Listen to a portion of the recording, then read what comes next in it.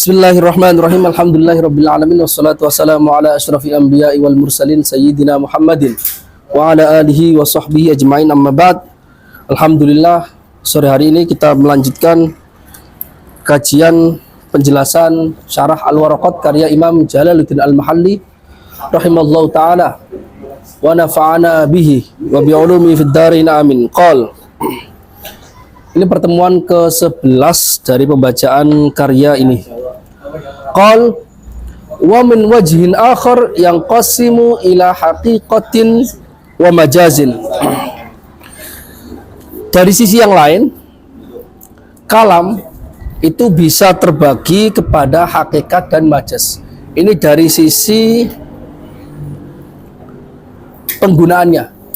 Jadi sebuah lafadz, sebuah kalam, statement itu ada kalanya digunakan menunjukkan makna yang hakiki, ada kalanya digunakan untuk menunjukkan makna yang metafor.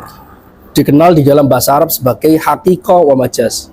Dan sebenarnya bukan hanya di dalam bahasa Arab, karena semua kalam di dunia itu selalu mengandung bahasa metafor. Tidak ada satupun bahasa di dunia yang tidak mengandung metafor, mustahil. Karena itu saya pribadi pernah debat secara terbuka live di YouTube itu sama sebagian penganut pendukung akidahnya Ibnu Taimiyah yang mengatakan karena Ibnu Taimiyah mengingkari adanya majaz di dalam Al-Quran, mengingkari adanya majaz di dalam hadis sekaligus di dalam bahasa Arab.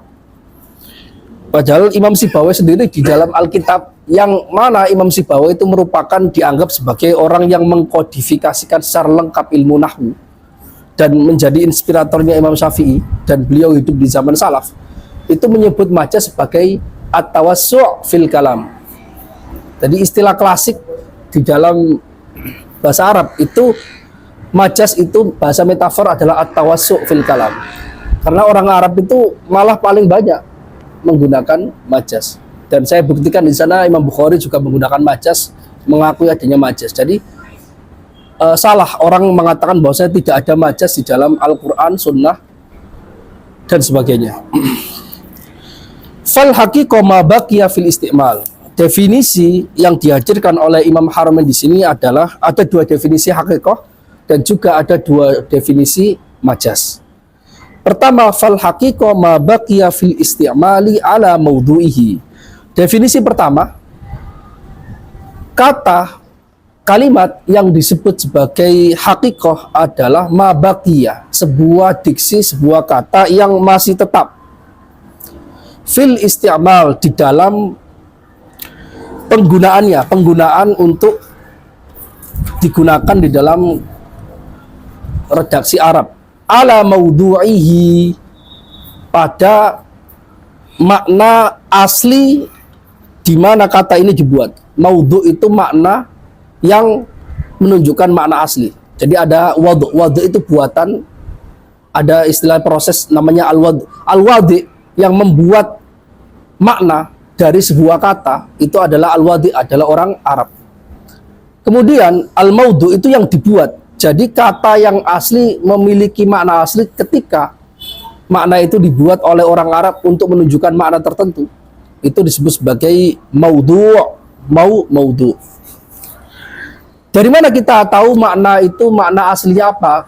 Kita ketahui dari kamus yang diriwayatkan dari orang-orang Arab. Ada sebuah kata yang digunakan masih sama persis maknanya sebagaimana makna itu pertama kali dibuat untuk menunjukkan lafadz itu dibuat untuk menunjukkan makna yang asli, maka itu disebut sebagai hakikat. Itu definisi yang pertama. Wakila mastu'mila fi masturiha alaihi minal mukhatabah. Ada yang berpendapat bahwasanya hakikat adalah sebuah kata yang digunakan di dalam makna yang diistilahkan antar mereka, minal mukhatabah, ketika digunakan bercakap-cakap dengan sama mereka. Jadi kalau definisi yang kedua, definisi hakikat yang kedua ini, dia tidak memandang kata asli di mana orang Arab membuatnya, Tapi yang penting adalah itu digunakan sesuai dengan kesepakatan. Mereka menyebutnya ini sesuai dengan kesepakatan. Jadi ini terkait dengan apa yang disebut sebagai al-haqiqah al-urfiyah. Hakikat yang digunakan oleh kelompok tertentu atau kelompok umum untuk menunjukkan makna tertentu. Walaupun ini sudah mengalami perubahan di dalam kata aslinya. Seperti lafadz sholat. Sholat itu sebenarnya kalau menurut definisi hakikat yang pertama, maka sholat di dalam Al-Quran itu selalu majas. Dia bukan hakiki lagi. Karena aslinya sholat itu maknanya ad-du'a. Namun, menurut definisi yang kedua, ketika sholat itu diartikan sebagai perbuatan dan perkataan khusus yang diawali dengan takbir dan diakhiri dengan salam, itu sudah hakikat. Wa illam yabqa ala mawdu'ihi. Nah, ini Imam Jalaluddin Mahalli mengatakan meskipun kata yang digunakan tadi menurut definisi yang kedua itu sudah tidak tetap pada makna aslinya, itu tetap disebut sebagai haqiqah, biasanya disebut sebagai haqiqah urfiyah. Kasolati fil hayatil maksusah, seperti lafadz salat, diksi salat yang menunjukkan tentang bentuk tertentu.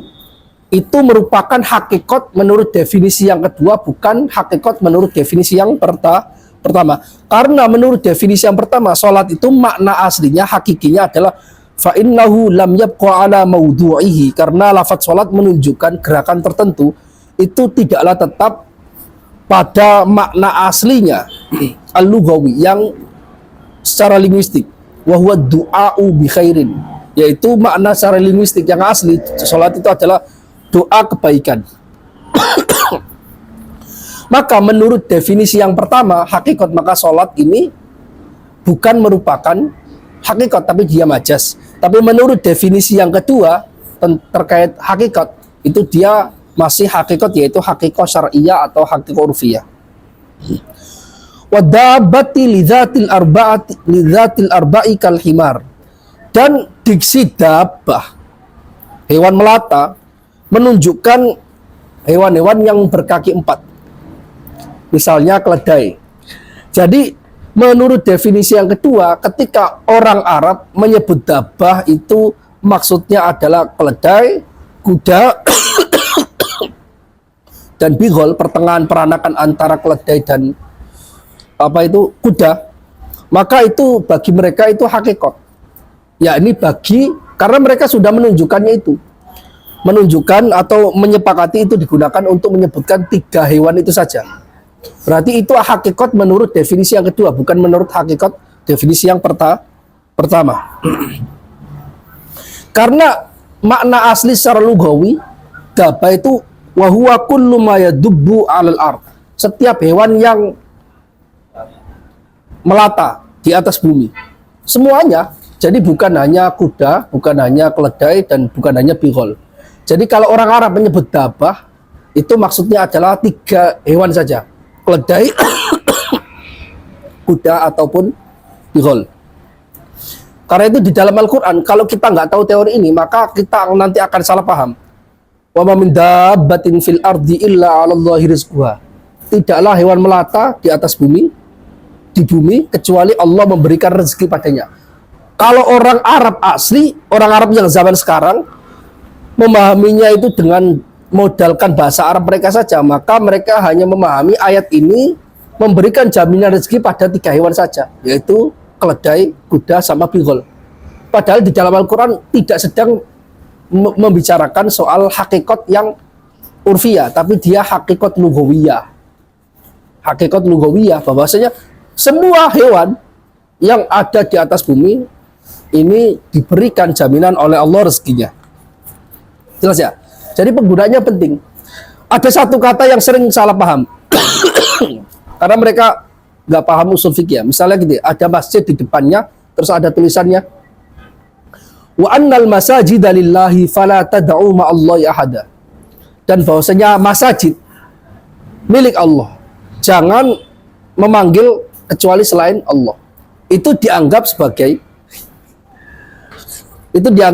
dalil nggak boleh membangun makam di masjid, di dalam masjid. Karena dianggap ketika ada makam di sana nanti kita sholat menghadap meminta kepada makam. Padahal ayat itu mereka menganggap bahwa masjid di sini sebagai hakikat urfiyah. Masjid ya yang kita lihat, yaitu ada masjid bangunan, terus ada menaranya yang digunakan sholat. Padahal Al-Quran ketika menyebut al-masajid di sana itu maksudnya bukan hakikat urfiyah, dia hakikat lughawiyah. Hakikat lughawiyahnya apa? Masjid itu jamak dari masjid. Masjid itu dia masdar mim. Lah masdar mim itu bisa dia masdar mim juga bermakna isim zaman, isim makan. Jadi kata-kata masjid itu ada kalanya maknanya sujud itu sendiri. Masjid ay sujud, ada kalanya tempat sujud, ada kalanya waktu sujud. Jadi secara bahasa Arab lughawi seperti itu. Para ulama menyebut bahwasanya masjid di sini bukan menunjukkan sebuah bangunan urfiyah yang kita sebut sekarang sebagai masjid. Tapi wa annal masajid dalillah. Bahwasanya sujud itu kepada Allah. Jadi ayat ini digunakan oleh para ulama untuk menunjukkan kalau kamu sujud itu menghadap Allah, bukan menghadap yang lainnya. Termasuk menghadap makam juga nggak boleh. Haram. Meskipun bukan syirik, tapi haram. Tergantung niatnya ya. Artinya ayat ini disalahpahami oleh orang karena mereka tidak paham tentang teori hakikat dan majas. Semua diantem kromo, semua digebiak uyak seolah-olah apa yang kita pahami dari bahasa modern, bahasa Arab sekarang itu apakah itu sesuai yang dimaksudkan di dalam Al-Quran? Padahal tidak. Nggak selalu seperti itu. Kemudian definisi majaz wal majazu ma tujuwiza ay tu'uddiya bihi an maudhu'ihi. Nah, definisi majaz yang dihadirkan oleh Imam Haramain itu adalah lawan dari definisi hakikat yang pertama. Dia mengatakan wal majaz, dan kata majaz atau metafor itu ma tujuwiza ay tu'uddiya bihi, sebuah kata yang dilewatkan, dilewat bataskan, an maudhu'ihi, meninggalkan makna aslinya. Nah, kalau kata apapun, kalau dia dilewatkan, ditinggalkan makna asli secara linguistiknya, maka terus kita menunjukkan untuk menunjukkan makna yang lain, maka itu adalah majaz, metafor. Dan itu banyak sekali kata-kata yang kita akrab menyebutnya itu, kita akrab itu sebagai makna tertentu, tapi padahal makna aslinya itu enggak seperti itu. Misalnya al-khala. Al-khala di dalam bahasa Arab sekarang, khala ya tempat WC. Ya kan? Al-ghaid. Al-ghaid maksudnya al-ghaid. Al-ghaid itu tuh untuk menyebut apa? Ghaid itu orang Arab sekarang pahamnya ghaid itu apa yang keluar dari dubur dan kubul juga.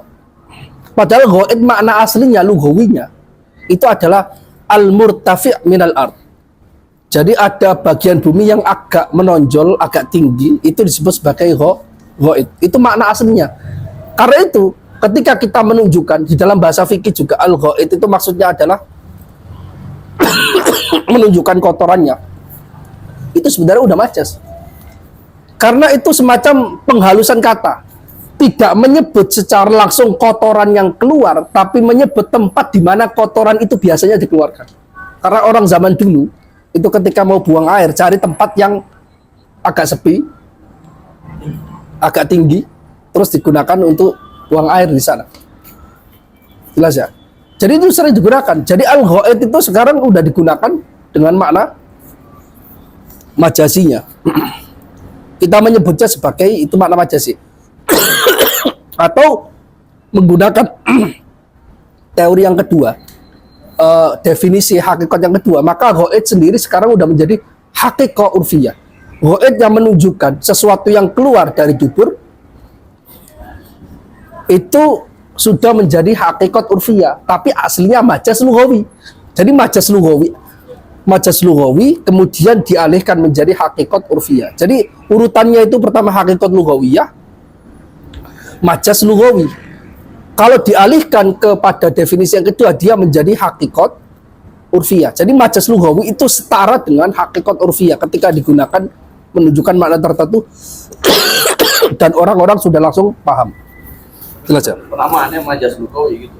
Terserah, ente bilang aja hakikat urfiyah juga bisa. Jadi sholat yang menunjukkan, kata sholat di dalam Al-Quran yang menunjukkan bahwasanya itu perbuatan tertentu, itu kita menyebutnya hakikat syariah atau majaz lughawi, bisa. Oh, sholat yang menunjukkan ibadah itu majaz lughawi maksudnya. Oh, ini ada hakikat, maksudnya hakikat syariah atau urfiyah. Boleh. Tapi secara spesifik ada Apanya? terkait masalah majaz lughawi ya. Apanya? Itu pembahasan itu artinya kan penamaan majaz lughawi ya. Ya. Itu apa sinonim sama tadi apa namanya? Mana istilah? Hakikat urfiyah. Ya. Ada di usul fikih itu ada. Ada di usul fikih banyak. Apakah karena apa namanya konklusinya sama makanya disebut seperti itu? Di sini selanjutnya beliau menyebutkan sendiri. Saya mahali bilang.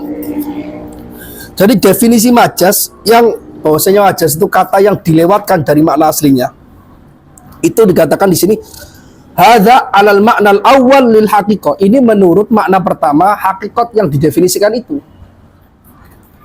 Tapi menurut definisi yang kedua dari hakikat wa ala tsani huwa mastu'mila fi ghairi mastuliha alaihi minal mukhatabah. Tapi menurut definisi hakikat yang kedua, maka lawannya hakikat kan majaz. Maka menurut definisi hakikat yang kedua, majaz itu bukan matujuwi za'an maudhu'ihi, tapi majaz adalah mastu'mila fi ghairi mastuliha alaihi minal mukhatabah. Kata yang digunakan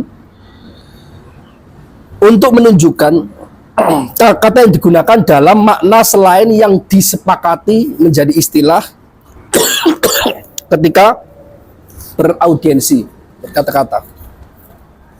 Kita udah sepakat mengatakan bahwa sholat itu maknanya adalah gerakan ibadah tertentu. Kemudian saya ganti sholat itu menjadi makna yang lain. Misalnya gini, di dalam Al-Quran, warka'u ma'arroki'in, dan rukuklah bersama orang-orang yang rukuk. Makna rukuk itu memiliki makna hakiki, memiliki juga makna majazi, ada juga hakikat syariahnya. Dan juga nanti maksudnya itu apa di dalam Al-Quran beda-beda. Rukuk sendiri maknanya itu nunduk. Tapi apakah rukuk itu disebut rukuk yang kita kenal sebagai bagian dari sholat itu hanya menunduk? Tidak.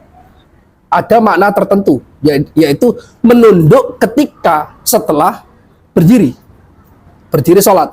Karena kalau sebelum berdiri sholat itu nggak disebut rukuk. Jelas ya? Itu makna berarti menjadi hakikat syariah. Dia sudah menjadi rukuk yang kita kenal di dalam ibadah itu sudah menjadi majaz lughawi atau hakikat syariah. Terus di dalam Al-Quran malah menggunakannya dengan makna yang metafor lagi. Awalnya hakikat syariah digunakan menunjukkan yang lain. Warka'u ma'arrokin, para ulama tafsir mengatakan dan sholatlah bersama orang-orang yang sholat.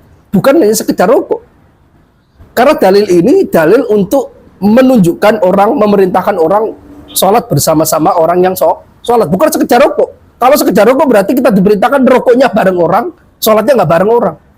Kita rukuk masih jamaah, terus setelah rukuk kita mufarokoh. Kan nggak ada yang memahami seperti itu. Nah ini pemahaman terkait hakikat dan majaz yang penting ya. Jadi itu salah satu modal orang yang baca Al-Quran atau hadis itu pertimbangan dulu. Yang kamu pahami ini apakah majaz, apakah hakikat? Hakikatnya urfiyah, syariah atau lughawiyah.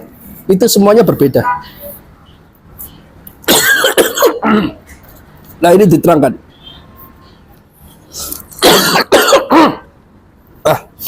Wal haqiqah imma lughawiyah. Hakikat itu ada kalanya hakikat lughawiyah, bahasa. Yaitu yang definisi yang pertama. Bi an wada'aha ahlul lugha kal asadi lil hayawanil muftaris. Yang disebut sebagai hakikat lughawiyah adalah dengan cara orang ahli bahasa, yaitu orang Arab dalam konteks ini, membuatnya untuk menunjukkan makna tertentu. Contohnya kal asad, seperti singa atau macan ya. Singa. Asad itu singa atau macan ya, kan beda. Singa kayaknya. Lil hayawanil muftaris, untuk menunjukkan hewan yang pemangsa, hewan pemangsa tertentu yang ditunjukkan asad, yang buas, pemangsa. Dia karnivora, hewan karnivora kok muftaris itu. Lah itu, jadi asad menunjukkan makna tertentu yang menunjukkan hewan yang buas pemangsa itu adalah hakikat lughawiyah. Namun ketika kita mengatakan, oh Kiai Jamal itu singa panggung, berarti kan dia bukan menunjukkan singa beneran, tapi dia singa-singaan, atau dia ahli banget di dalam pidato. Itu berarti kan maknanya udah metafor kan, bukan hakikat lughawiyah lagi. Artinya kalau asad itu digunakan untuk menunjukkan selain hewan buas yang tertentu itu yang kita kenal sebagai singa, maka dia menjadi yang lain, menjadi majas. Wa imma syar'iyah, hakikat ada kalinya lughawi, ada kalinya syar'i. Hakikat syar'i itu ada kalinya dia sama dengan hakikat lughawiyahnya, ada kalanya beda. Jadi secara lughawi dia majas, tapi secara syar'i dia syar'i, dia hakiki. Bi an wada'aha asy-syari'u as-salati lil ibadatil makhsusah. Apa yang disebut sebagai hakikat syar'iyah itu dengan cara syariat. Allah atau Rasul. Asy-syari' itu Allah atau Rasul. Dengan cara Allah atau Rasul membuatnya untuk menunjukkan makna tertentu. Seperti apa? Kas-sholati, seperti lafadz sholat. Menunjukkan lil ibadatil makhsusah, untuk menunjukkan ibadah tertentu. Padahal makna asli dari as-sholat itu ad-du'a bi khairin. Berarti as-sholah yang maknanya, jadi katanya sama, tapi yang maknanya adalah doa baik, itu adalah hakikat syariah. Tapi kalau sholat yang menunjukkan makna ibadah tertentu, itu berarti adalah hakikat syariah, meskipun dia majas lughawi. Ya, ini kan di sini kan bisa dipahami kan? Dia hakikat syariah tapi dia majas lughawi menurut yang pertama. Wa imma urfiyah, ada kalanya hakikat itu urfi. Jadi hakikat lughawiyah, hakikat syariah, hakikat urfiyah. Bagaimana caranya membentuk hakikat urfiyah? Bi an wada'aha ahlul urfil am, dengan cara orang yang memiliki kebiasaan umum. Artinya satu negara semua sepakat seperti itu, satu daerah yang luas seperti itu. Ya, karena ada ahlul urfil am, ada ahlul urfil khos. Kalau ahlul urfil khos itu misalnya pakar ilmuwan di bidang tertentu, kan yang ilmuwan kan nggak banyak, hanya pakar-pakar tertentu. Mereka menyebut bahwasanya al-fa'il itu marfu. Tapi kalau orang Arab, al-fa'il ya bukan marfu, al-fa'il ya pelaku, saksun mah sosok tertentu, fa'ala syai'an, yang melakukan sesuatu, al-fa'il, ya kan ya? Berarti al-fa'il yang menunjukkan makna tertentu dalam nahwu itu urf al-khos, bukan urful am lagi. Kalau urful am itu seluruh orang wilayah tertentu menunjukkan makna itu. Misalnya kita menyebut hotel sama losmen itu kan beda. Itu urful am, seluruh Indonesia menyebut hotel dengan losmen itu berbeda.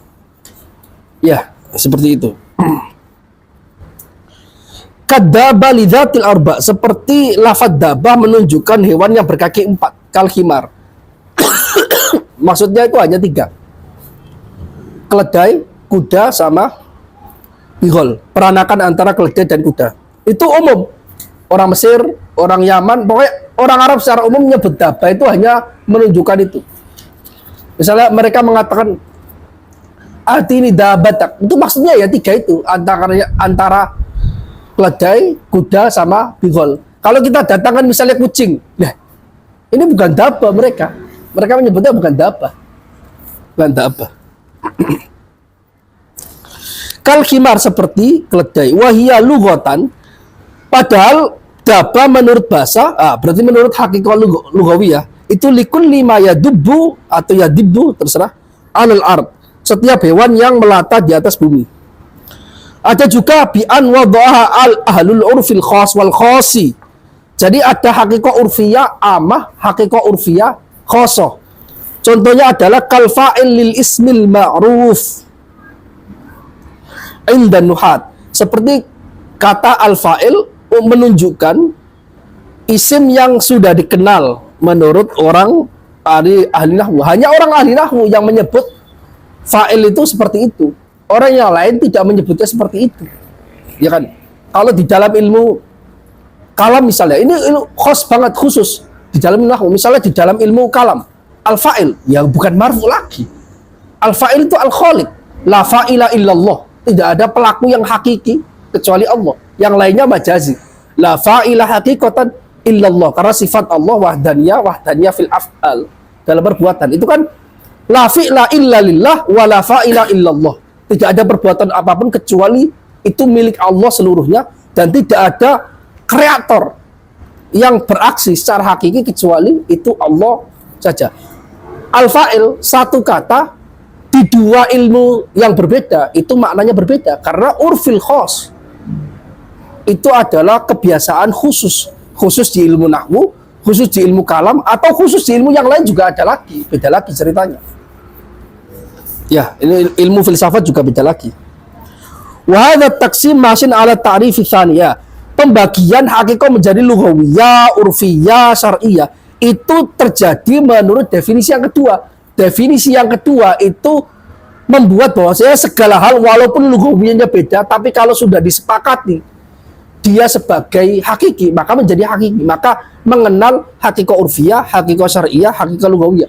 Tapi kalau menurut definisi hakikat yang pertama, yang namanya hakikat itu harus asli sesuai makna kamus. Di luar itu semuanya majas. Maka menurut definisi hakiki yang pertama, tidak ada pembagian hakikat syariah, hakikat urfiyah, hakikat lughawiyah. Karena semua hakikat itu lughawiyah. Jelas. Lil haqiqatuna al-awwal, al-qasir ala lughawiyah. Bukan definisi yang pertama yang terbatas pada hakikat lughawiyah. Hakiki harus lughawi. Tidak mengenal hakikat syariah sama hakikat urfiyah. Maka kita nyebut hakikat apa nih? Kita ngetes saja. Majas apa nih? Biasa kalau orang yang pinter kan kadang-kadang bisa ngeles ya, karena kan dia perbendaharaannya banyak. Oh, kamu salah, ini bukan hakiki, ini majas. Ya, hakikat urfiyah. Wal majazu imma an yakuna bi ziyadatin wa nuqsan. Majas itu ada kalanya dengan cara menambahkan kata wa nuqsan atau dengan mengurangi kata. Di dalam bahasa Arab ditambahkan, dikurangi itu biasa. Bahasa Arab itu bahasa yang paling luas di dalam uslubnya, dan itu rahasia mengapa Al-Quran turun dengan bahasa Arab. Kalau dengan bahasa Indonesia maka kesulitan kita mengungkapkan hal-hal yang detail, itu susah. Bahasa Indonesia itu enak banget untuk percakapan orang dagang, karena memang sejarahnya kan diciptakan untuk biasa digunakan oleh para pedagang di daerah Batavia dan sebagainya, di daerah Melayu. Makanya kalau untuk menggambarkan perasaan tentang filsafat tertentu, bahasa Indonesia itu lemah. Malah lebih kuat bahasa Jawa ataupun bahasa Sunda. Atau tentang sastra tertentu lebih kuat bahasa Jawa sama bahasa Sunda. Apalagi bahasa Arab lebih kuat lagi. Karena memang sejak dari awal bahasa Indonesia itu bahasa praktis untuk percakapan orang dagang lah. Orang dagang kan nggak butuh teori, yang penting praktik kan. Makanya bahasa Indonesia termasuk bahasa yang paling mudah dipelajari. Au naklin au istiaratin, atau majas dengan proses nakal, pengalian, dinakal. Jadi nakal itu pengalian, seperti ketika hakikat lughawiyah, terus kemudian ada majas lughawi, dinakal, dialihkan menjadi makna yang lain secara syar'i atau secara urfi. Maka dia ada proses peralihan dari majas lughawi menjadi hakikat syar'iyah atau hakikat urfiyah, itu disebut sebagai nakal. Nakal itu mengalihkan. Au isti'arah, atau isti'arah, peminjaman kata, isti'arah. Ada isti'arah, ada tasbih dan sebagainya. Ini ilmu balaghah ya. Fal mazaju bil ziyadah mithlu qaulihi ta'ala. Majas dengan menambahkan kata itu contohnya firman Allah Subhanahu wa taala, laisa kamitslihi syai'. Tidak ada sesuatu pun seperti semisal Allah Subhanahu wa taala. Jadi itu arti aslinya. Fal kaf zaidah, kafnya itu zaidah. Karena kaf itu maknanya seperti, mithal juga maknanya seperti. Ketika dinafikan laisa kamitsli, maka artinya seperti laisa mithlu mithlihi. Padahal kita katakan bahwa Allah Subhanahu wa taala tidak memiliki keserupaan. Ketika ayat Al-Qur'an mengatakan tidak ada yang serupa dengan yang serupa Allah sesuatu pun. Berarti kan seolah-olah ayat itu secara lughawi menafikan adanya sesuatu yang serupa dengan yang serupa Allah. Padahal yang serupa dengan Allah yang kedua itu nggak ada. Berarti para ulama mengatakan kaf yang pertama itu zaidah. Berarti artinya laisa kamitslihi syai', laisa mithlahu syai'. Tidak ada yang serupa dengan Allah apapun. Bukan laisa kamitslihi syai'. Itu menurut sebagian ulama yang mengatakan bahwa kaf di sini zaidah.